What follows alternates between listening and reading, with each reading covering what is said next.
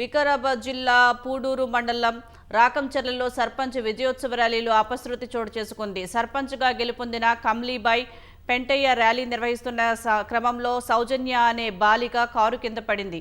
వెంటనే ఆసుపత్రికి తరలించగా చికిత్స పొందుతూ మృతి చెందింది.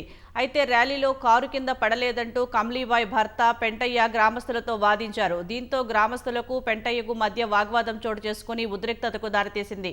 పోలీసులు జోక్యం చేసుకోవడంతో ఇరు వర్గాలను వెనక్కి పంపించారు. ముందర పోయింది మైసమ్మ దాటి పోయింది అడుగు నా బిడ్డ ఇంటికి ఊరికొచ్చింది సారు.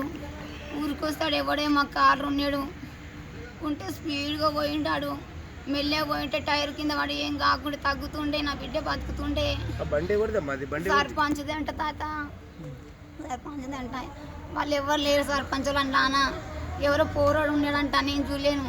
పిల్లని 2 టైర్లు గద్దేసుకపోయినట్టు వేసుకపోయా తాత. వేసుకపోయిందాడు మిట్టు అని ఉరికిన ఊరికి టల్లగలన ఆనిట్లే పడ్డది. గెలిచారు వాళ్ళు ర్యాలీ తీసుకుంటే శాంతి తీసుకుంటే అయిపోతుండే. సరే వాళ్ళు బండి తీసుకుపోయారు, పిల్ల చనిపోయింది. వాళ్ళు శాంతి తీసుకుంటే అయిపోతుండే. కొద్దిగా ఆవేశపడ్డట్టు ఉన్నారు వాళ్ళు. దానికి చట్టరీత్యా చర్య తీసుకుంటే సరిపోతుంది.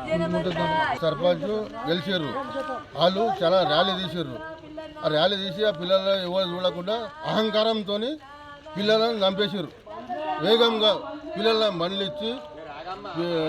బండ్లు ఇచ్చి ఇది చేసారు. అహంకారంతో ఇది చేసారు. దానివల్ల ఒక పాప